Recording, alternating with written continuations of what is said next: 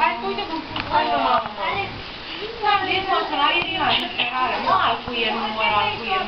Și după ce te scară fotografat? Da. Eu aseară nu aveam telefonul cu servarea. Dacă tot îl puneam când colo. Dacă era la mea de gândit. Așa merge și ea. Numai nu s-a descărcat telefonul. Ca de obicei. Alex, ia uite-te! Uite-te, mamaie! Asta s-a făcut o recapitulare. Pe cine am pus eu să mă sune? Lasă acolo, mami, hai!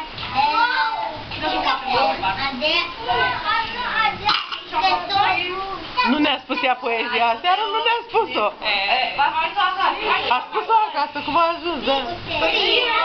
Ia uite la mamaia. Uite-le, mamaia.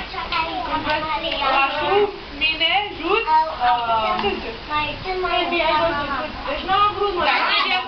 Poezia seară. N-am vrut să meargă la mare să vă dați în bolul ăla și n-am vrut să-l mă.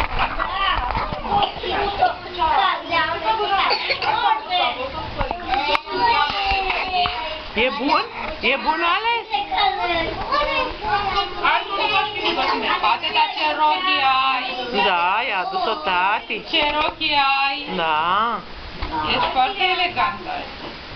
Ștefan, Stelian este frumos, Ștefan? Dacă e din greșeală, lasă-l să mă copii. Da? Altul! Nu mai vă faci biftești și mai mănâncă. Nu mai are, mami, gata, nu mai are. Câte unul, mamaie. Tu și așa nu bei suc. Ea nu bea sucuri. Ce-ai cu lămâie sau nu-i dă sucuri deloc? Acum da.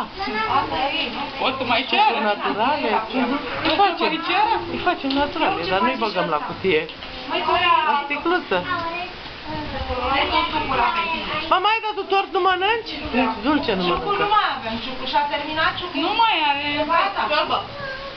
Păpăi, pică. Supa. Dar nu am Cine este cu șervețelul? Alex, la mulți ani, fată! Le-ai spus doamnelor cum și tu să spui pe fată?